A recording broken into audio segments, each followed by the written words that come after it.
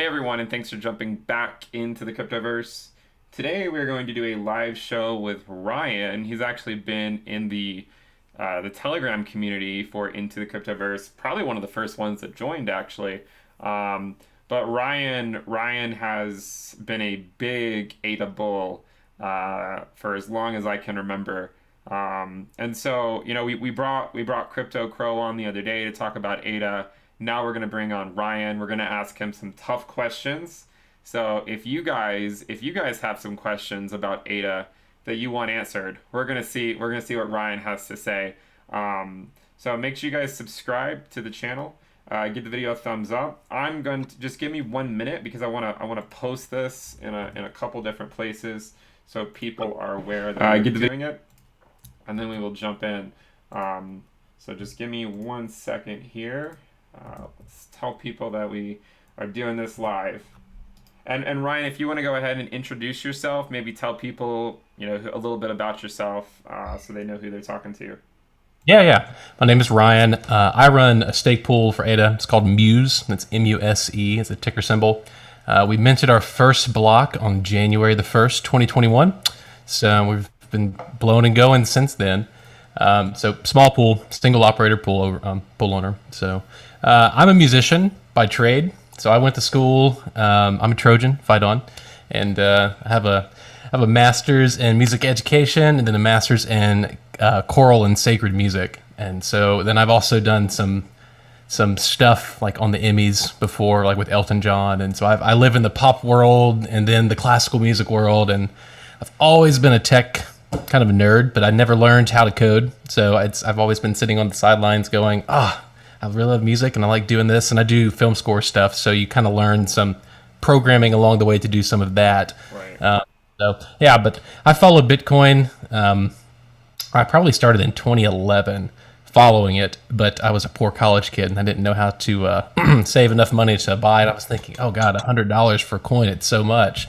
So I just casually sat on the sideline during Right.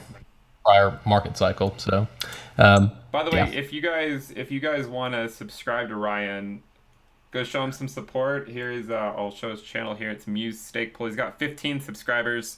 So let's see if we can increase that by an order of magnitude for him. So go on over to his channel. Make sure you guys subscribe.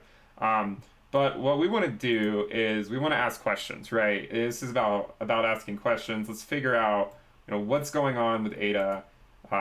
Where does someone who has been investing in ADA, he's been buying ADA, have you been buying it since basically it launched in 2017? December the 10th, 2017 was my first purchase. There you go. So Okay. yeah. So People are yes, I have been consistently purchasing. people are telling me my mic's low, so I'm trying to figure that out. Oh, Anyways, I'll try to talk a little bit louder, but and regardless, this video is going to be more about Ryan answering your guys' questions. I'll try to talk as loud as I can and get the mic stuff figured out later. But um, someone says my mic is about 30% lower than yours. phantom power, man. That's what it is. Guys, I've tried to get Ben to up his audio game. I'm just letting you know. Yeah, I do need to up the audio game. The problem is you have to consider. We talk about this all the time. We talk about opportunity costs, right? If I sell something, there's opportunity costs there. So okay, so let's ask some questions. So the first questions I want to do is I just want to ask some very typical questions about ADA and kind of get your take on it. Okay, so my first question is Ethereum obviously has a commanding number two position, right? Ethereum's number two. It's been number two for a long time. Does ADA have a place ahead of Ethereum, in your opinion, this market cycle? That's a hell no. That's not just a no. That's a solid hell no. Not this market cycle. Okay, so you don't think ADA will, and you're saying this comment. You would say that you're an ADA bull, right? Like you are knee deep in ADA, and you're not coming at this from a perspective of like, hey, I don't think ADA is worth anything. You're saying, okay, I believe in ADA, but I do not see it overtaking Ethereum this cycle.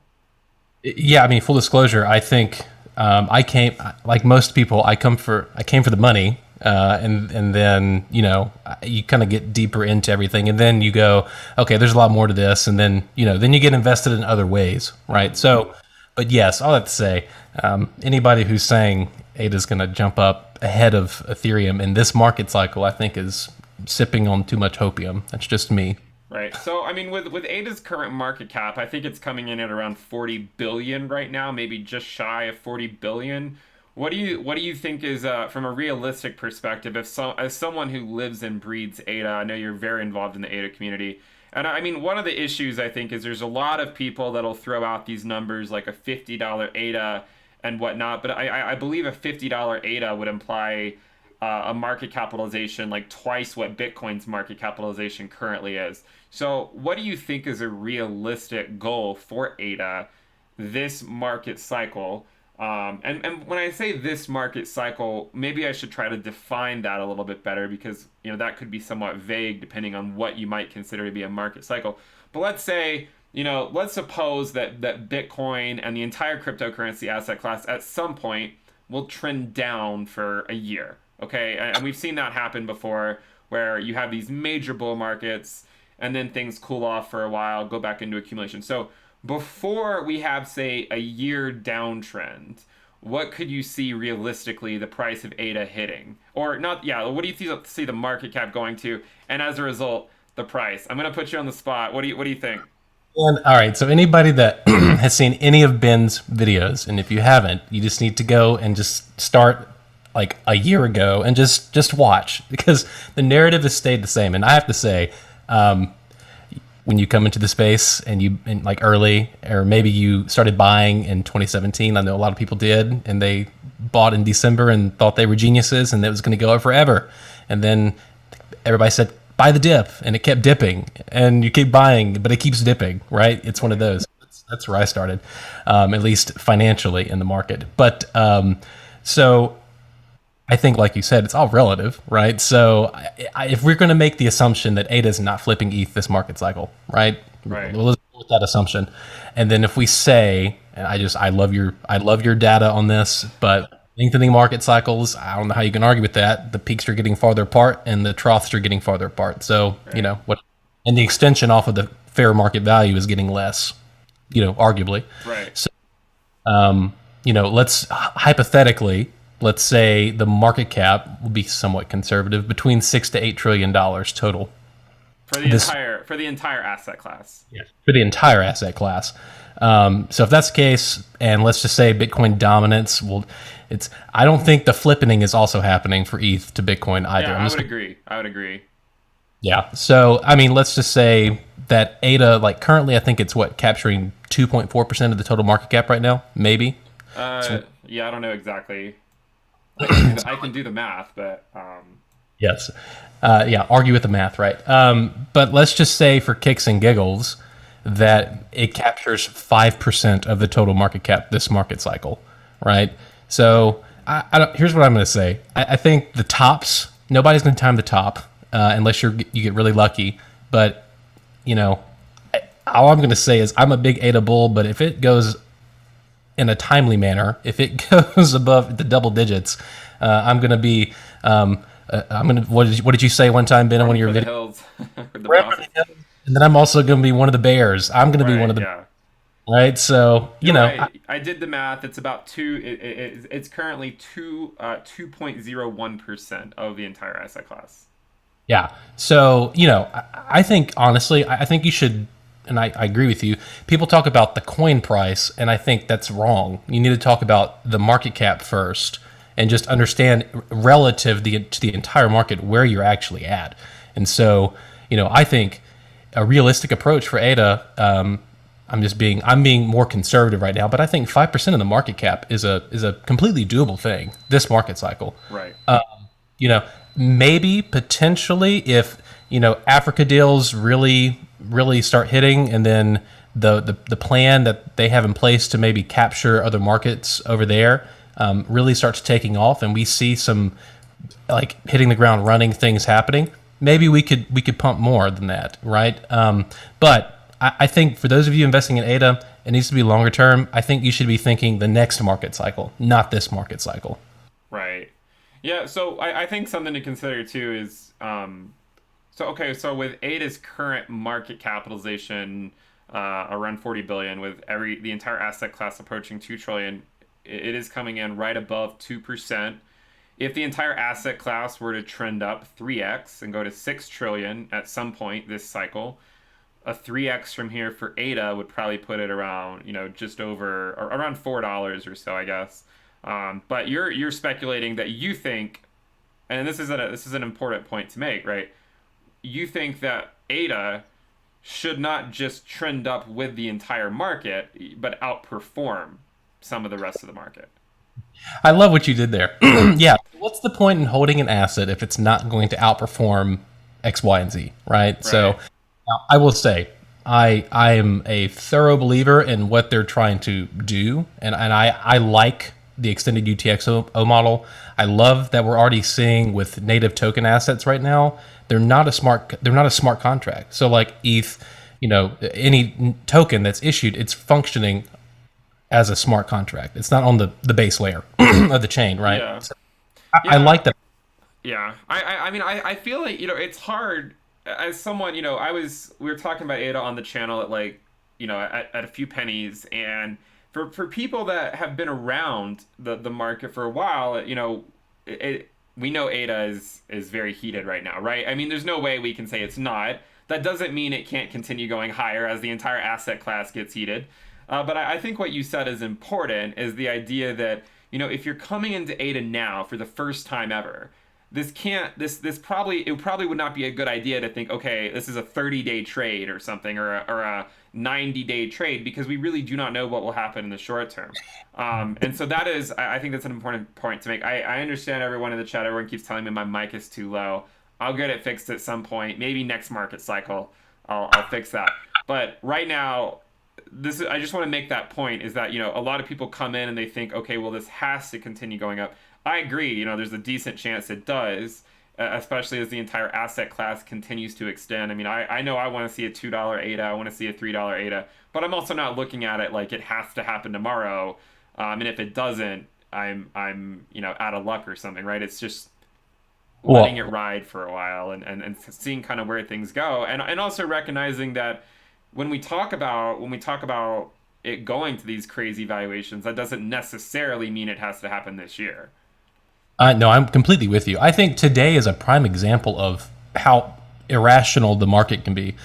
Like, I mean, across the board, looking at, I was telling a couple of people this, the common theme of ADA is not doing anything, and then you go, where have you been at since Right, March? I mean, come right. on. So, but you look on the top 20, and it's essentially, I personally am having a little bit of PTSD back to 2017 right now because I'm looking on Coin Market Cap and like the top 40 coins, you're seeing double digit gains for the week, Right. right? There are a lot of yeah, there are similarities for sure. Yeah. So I'm sitting here going, oh God, here we go again. What's going to happen? But yeah, I think I can't in good conscience tell anybody that's entering the market right now that, buying short term, if you invest, are you going to see a massive price appreciation? That's not feasible. I don't Right. think, you know? Well, I want to ask you some more fundamental things about ADA, and get your opinion. So I'm a big Ethereum bull, okay, but I also hedge my bets, right? And that's why I have positions in Cardano and Polkadot, right? And basically the idea is, okay, I want to hedge against the gas is too high narrative, um, and whatever it may be. Okay, what I'm just okay. What would be I'm trying to think of some hard questions to ask you because I do want to get questions out there. I feel like so many people in the space they don't really know what questions to ask or what to Yeah. think of. So what would be as someone like yourself who is a huge ADA bull, probably more so than an Ethereum bull. I mean, I think you are probably bullish on Ethereum, but you're like you love yourself some ADA. What would be something as a rational investor that you would ask yourself and say, well, what is a concerning thing? Like, what is something you don't feel like ADA has actually or Cardano has accomplished yet, and is a big question mark until they actually accomplish it in your mind? Yeah. Honestly, I think it's one of the biggest achievements, but it's still not fleshed out yet. And that's the governance and the voting mechanism that they tout, the Voltaire, which is the voting mechanism that you can do. Right now, it's supplemented off of Project Catalyst, right? And so you can download a third-party app to vote, and your tokens give you voting power. And that's great. However, and this is another thing I really want people to understand. D equals zero, right? So some of you might have heard around the Twitterverse that Cardano is not fully decentralized. It's not. The block production is decentralized. So decentralization is a spectrum, right? And so one aspect, block production, we're there, great. One of the other aspects is, and I think if this is an experiment, it's a social experiment really, because if you look at Ethereum or Bitcoin, how do they come to consensus on protocol level changes? Well, the power really lies with, it's between devs and miners. Devs make proposals, and then the miners have to, they have to choose to implement those changes. Otherwise, you end up with forks, right? EIP 1559 coming up for ETH. So with Cardano, they haven't turned over protocol level changes yet, or voting on those, to the blockchain as a whole. And that's coming. It's coming soon. But until we see that, and we see the whole voting process work, and you have enough of the network participating in the voting and having meaningful conversations about proposals, we haven't seen that work just yet, at least as far as protocol level goes. And the training wheels are still on. Now, I will say that the fund that we have, I mean, it's kind of amazing, because right now what we have set up is the treasury system, which basically allows the blockchain, the protocol itself, to pay people to work for the blockchain. So venture capitalist funding, you no longer need to go to a private entity to request funds to work on something. You can submit a Project Catalyst proposal, and the blockchain can fund your research and your work. So that is powerful, but the governance model, we haven't seen it in action yet. And so that, to me, is going to be the major make or break point in my mind, if that makes sense. Right. Yeah. Before I get into that again, one of the things you said, I think, yeah, like decentralization is sort of a spectrum, right? And I think that is something that is very important, right? The idea that it's completely fully decentralized. With Ethereum, I mean, you could have said this. We could have said the same thing years ago, right? I mean, so the thing is with ADA right now, the demand is not very high, right? I mean, there's nothing really deployed on. But eventually, if the idea is that we'll continue to scale, the demands will go up. Okay, so do you think as the demand goes up, it will compromise any level of decentralization on the ADA network? So I guess maybe you have to ask the question is, by compromise decentralization, are you maybe asking, do we think we're going to see more pool operators that are operating like multiple pools under the same person? I mean, this is one thing, right? I mean, because like with Ethereum, or so say with Ethereum, right? If there's a single, with Ethereum, right? One of the reasons they don't want to raise the gas fees again is because they don't want to raise the gas limit, is because then it would require miners to have more computational power, right? To go through each block, and if it requires more computational power, then it's going to weed out the people that can't afford to do that. Therefore, it's going to lead to fewer people that are actually doing that, and therefore it's going to lead to more centralization. Yeah. So that's one example of with Ethereum. So I'm just sort of talking through with ADA. Have they fully thought out? Yeah, I think you understand the question. So I'll just definitely. Yeah. So that's actually a great question, and that's also another experiment. Social contract experiment that we're going through right now, and that has to deal with like K parameter, like for example, pledge, right? So there are multiple pools that are running on ADA that have like 10 ADA as their pledge, and you can equate pledge to a stake pool's operators stake in the game, right? So the idea is to have the higher the pledge, that pool operator is they're basically promising the network that, hey, I'm locking in this amount of ADA to help secure the network from a 51% attack, right? And so right now, that parameter has no influence on the ranking system of the stake pools. So no one is incentivized to have a large amount of pledge, right? And so what you'll see is people breaking up their stuff. And so if they're really well known on social media, they can only have like 10,000 ADA as their pledge, but then they'll have millions of ADA delegated to them, right? As opposed to maybe a really less known person that maybe has 100K ADA to pledge as their pledge, but then they only have like maybe 20,000 people that have decided 20,000 worth of ADA delegated. So that is definitely an issue, and it's being discussed. And then also the minimum transaction fee, which is 340 ADA for the epochs and stuff, and there are IOHK or IO Global has their ideas on how this is supposed to work, but then the stake pool operators have their ideas on what they want to see as far as that fee structure goes, and there's everybody has opinions, Right.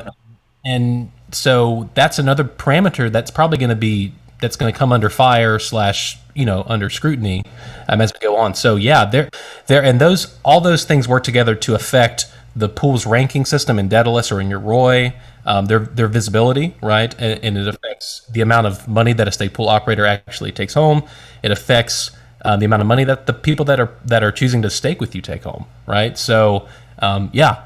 So all that to say, yes, there are things that that are going to come under fire here within the next couple months Right. that won't be all roses and sunshine. Well, it sort of And goes back to the governance model, right? In general, of like how is all this going to be fleshed out? Which I guess is the big question mark, right? Of Cardano right now.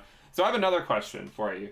so, Governance is one thing, right? Governance is important because it will dictate how things are run, and everyone needs to be happy. My other question is, who's going to build on ADA? Who's going to build on Cardano, right? And I mean, I say that seriously. I mean, I don't know. I'm sure there are some people, and I'm sure they're going to be picking. I know probably going to be somewhat selective, maybe. I don't know. But who's building on it? Because this is a huge question mark that everyone wants to know. I mean, if you go back to 2017, Tron, EOS, right?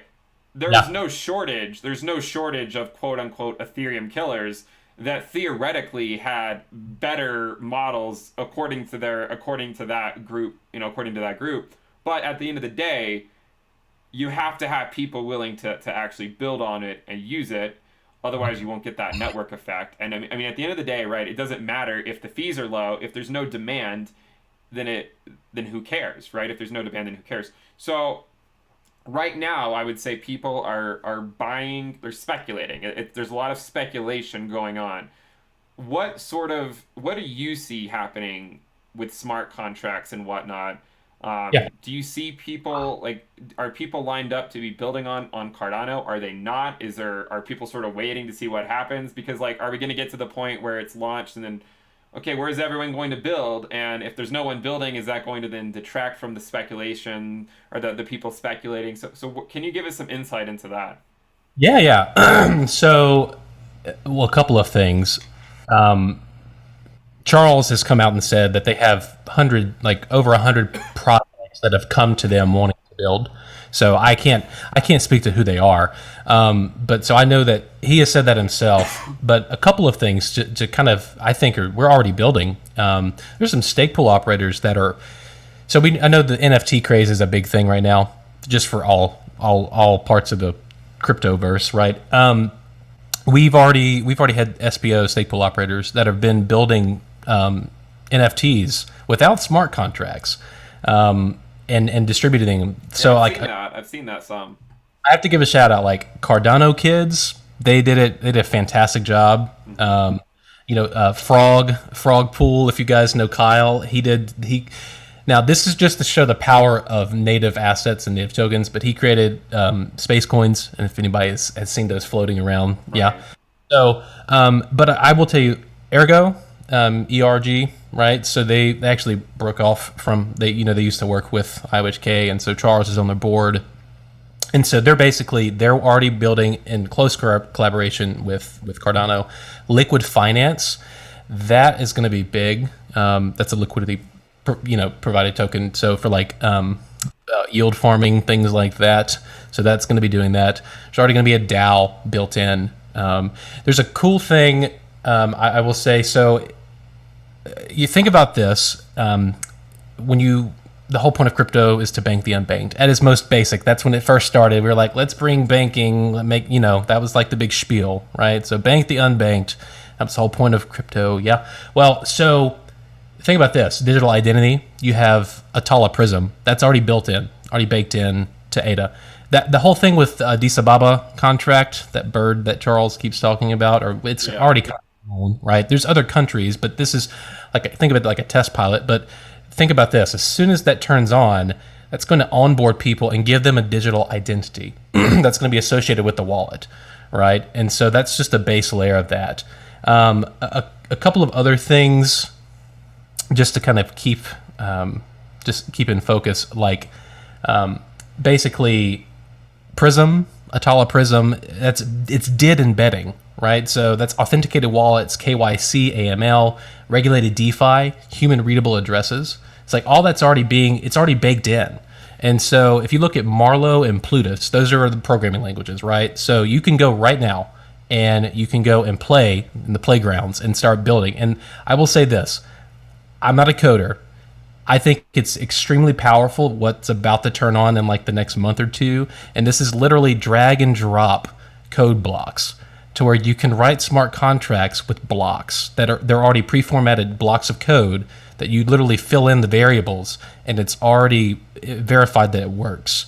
And that you can already go experiment with. And one other thing, Charles in IOHK, he said that they've already paid companies to come in and build on these protocols. So when day one comes out on the mainnet, there's going to be working projects that are already built, fleshed out, ready to go come day one. So that's encouraging. So we're not sort of waiting for this nebulous launch and then no one's going to be building, right? There's already people lined up. What would you say? I mean, because there's a lot of Ethereum alternatives, if we say it in a nice way, right? What would you say is the biggest thing that differentiates Cardano from the other Ethereum alternative? Like, if you had to like boil it down to like one major thing, like what would you say separates Cardano? Because like what do you think is going to keep it from going the direction of other projects that have tried to provide an alternative to solution to Ethereum? I mean, I know you've listed a lot of things, right? I mean, I know you just listed a lot of things, and I'm not trying to, minimize that, because that is a lot. But if there's one thing, right? There's like one thing. What would you say it boils down to? Measure twice, cut once. Okay. So and what I mean by that is, I know everybody hears the whole hype about peer reviewed. I get it. Like, I know you get it. You have your PhD. My wife just got her PhD. I have papers that are in peer review, but I mean that doesn't make them worth $40 billion. Well, exactly, right. So, but let's take that one step further. Before they make any protocol implementations to the protocol, it goes through a peer review process to where they know that it theoretically works before it's actually implemented into the code change, right? At least up to this point. Now, whenever governance goes over to the people, that might change. You don't know, but at least right now, that's been their modus operandum. And whereas Ethereum, it's build it fast, and then if it breaks, then we'll fix it as we go along, which is fine. That's a way to do things. However, I don't know about you, but I really hate seeing every couple of weeks there's another DeFi hack because of a liquidity provider, right? Right. And so, on the flip side, you could argue and say, what serious financial institution is really going to put a lot of money into something to where they couldn't roll it back? Do you know what I mean? So I think that, I mean, truly, I know that's really simplified. No, that's fine. I mean, it's curious to hear your perspective, because everyone, I feel like some people, they think ADA is the best thing since sliced bread because it's given them like a 60x return. But we're trying to look past that and say, okay, well, one of the things I like to discuss on the channel sometimes is, what is the risk on the next 2x or something, right? Like so ADA going from 2 cents to 4 cents, the risk on that wasn't that high. From 4 cents to 8 cents, not that high. 8 cents to 16, it's getting higher. 16 to 32, 32 to 64, 64 to $1.28, right? So the risk on every 2x that it goes is getting higher. So to go from like a $1.24, which is I believe is what we're at right now, Yeah. to go to 248 and then 596, and we just keep on, or 496, sorry, and we just keep on going up. The risk on every additional 2x goes higher, and so therefore there needs to be something fundamental, theoretically speaking, that we can point towards and say, okay, well, this is a reason why it should go up. There will be fundamental value found in this network for this market cycle. I will say, just strictly speaking from like liquidity put through the network on a daily basis, like if you go and look at that, like we're consistently, not say we, but ADA is consistently like top 5 for protocols who are moving liquidity through their protocol on a daily basis. So I mean, just that, and the fact that we have 71 or 72% of the entire network staked right now, that's Right. pretty impressive. Now, here's the deal. I will say I'm not a big fan of a zero-sum game. I think it's going to be a network of blockchains that are going to be interoperable, and therefore you have like wrapped XYZ, whatever, right? And so we're going to be operating like that. So I'm not opposed to ETH. I think it's a great tool. I think I use it for things, right? I mentioned most people use it for something occasionally. I mean, last market cycle, it was hard to do anything without using Ethereum. Well, yeah, and I hate to say it, I mean, I think ADA is going to fix this, and there are other protocols too that are also going to be fixes for this. Layer 2 solutions are just a patch until ETH 2.0 comes out. I mean, they really are. We have to be real about that. But people complain about the fees, but people still use it. Right. So, Well, I mean, and something to point out, the fees are high because people use it, right? Like if people didn't use it and the demand were not there, then the fees would not be high. So the fact that the fees are high in the first place is evidence that people are using it. Yeah, I want to ask you a tough question. go for it. Okay. You wake up tomorrow and if ADA didn't exist and you're like, and it just doesn't exist anymore. Okay. What do you go with? What's the next project that you would say, all right, this is the one I think has, like when we talk about fundamentally, or we talk about risk adjusted returns, blah blah, whatever it is, right? What would be your number 2? What would be your number 2 if ADA didn't exist? If I'm being speculative, Yeah. That's a funny. So if anybody that listens to Ben knows Bella, right? Bella Dot, right? Yeah. God. So here's the deal. I want to say one thing. Polkadot, I think it's really interesting, and somebody's gonna make a movie about this, about the people who helped create Ethereum, and then Gavin went and did his thing, Charles went and did his thing, and Vitalik disappeared and comes back on Twitter every once in a while with solutions for things, right? Right. So, Dot, people say Dot's an Ethereum competitor. No, it's not. It's an Ethereum complement. Like even Gavin has said that he's not out to replace ETH. He's Right, there. I've seen that too. Yeah. Right. So God, there's so many things about this. So Polkadot has potential and it's a niche, but people need to understand that its other chain, Solana, Kusama. Is it Kusama? I think. Yeah. The test. Yeah. It's a test net. Well, I've never seen a test net that's worth that much money. Yeah, it's worth a lot. Yeah. And Right, I've actually thought about doing some interesting analysis on the ratio between Kusama and Dot. I haven't done that yet on the channel, but interesting. But you also have to look at it like it's not like, I mean, I know in your mind, right, ADA is better, but if ADA didn't exist and you were just looking around at what is best, right, what do you think you would settle on? God. So here's in my brain I go two ways. I think Dot's going to be very successful. I think there's a place for it. All that being said, people paying for spots on a parachain that there's only 100 slots, that's going to cause some issues, which I think is going to make Kusama more valuable in the long run because you can deploy more than just 100 different chains on that. That's just my thing. But then also, we're going to need oracles. It is what it is. Now, ADA allows you to use any oracle you like, but there is Chainlink. They have the first mover advantage, and they have more partners as the day goes on. So, Right, yeah. honestly. So yes, ETH's going to be here, but I want ETH 2.0. I don't want the current thing that we have. That's like this hybrid mishmash posh thing. Right. I know Okay. that's probably to answer your question, but No, I that's mean, kind of yeah, I think it does. Let me ask you. I'm just trying to think of some other hard questions. Let me see if there's any questions in the chat. I actually have to go in about 5 minutes, so you're we'll good. probably wrap it up here in a minute. By the way, before I forget, guys, let me make sure I say this now. Um, Go make sure you first subscribe to this channel if you're not subscribed, but also go over to Ryan's channel. Let me pull it back on the screen here. So it's called Muse Stake Pool. He's got 15 subscribers. I think that we need to get those numbers higher. He's very knowledgeable about Cardano, and I'm sure he'll be putting out more videos on Cardano. So if you guys want, you can go check out his channel. He's been a part of this community basically since it started. So this, if you haven't met him, Ryan, right? This is Ryan right here, and he runs his own YouTube channel. He has his own stake pool as well.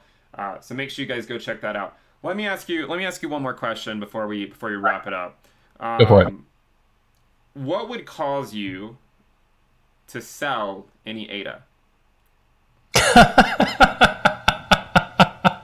Oh God, man.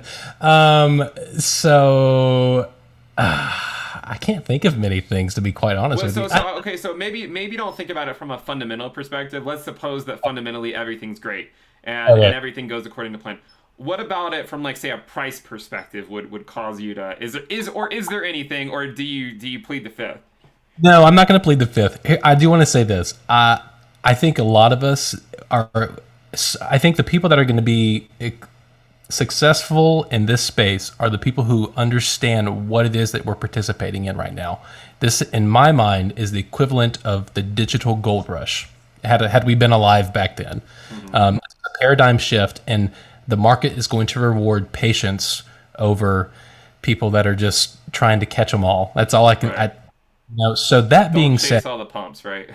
exactly, it's not like Pokemon. You don't have to catch them all. Just Right. have your few and really dive in.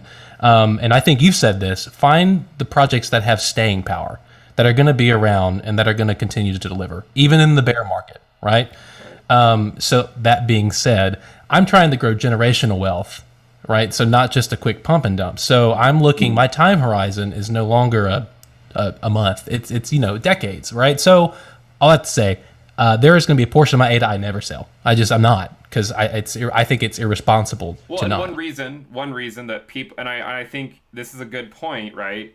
Is one idea behind crypto is building that generational wealth. But I think people wait years and years for that bull run, right? We've all waited years, and here it is, right here we're in the bull run right now, and it could go on longer than people think, right? But you can set things up, right? I mean, anyone can be earning interest on their ADA right now. And so that's one thing to consider, right? Is that, yeah, you can take profits along the way, but there's nothing necessarily wrong with earning interest, right? And not even worrying about the price. And then if you can get it to the point where you can live off that interest, I mean, imagine that, right? I mean, imagine how crazy that sounds. No, Yeah, but I mean, but I see all these YouTube videos where they talk about, like, dividend stocks and how you can just live off dividends or live off interest and whatnot. One thing I think that is key to this bull run is that it is allowing people to set up their own, as I say, their own well-oiled machine in terms of generating that passive income, right? And Cardano is one of the ways you can do that. And I mean, it's one of the reasons I like Cardano. Again, my expectations for Cardano this market cycle, I think, are more in line with yours in terms of, like, yeah, like, maybe it can probably go up in terms of the market capitalization 5x more, maybe 7x. I don't know exactly. Probably not going to $50 this market cycle, right?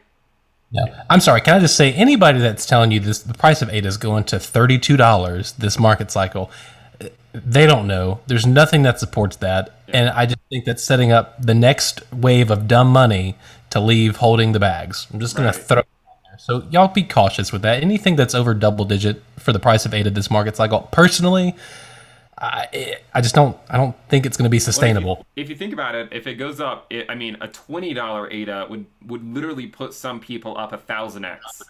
1,000x that bought at 2 cents.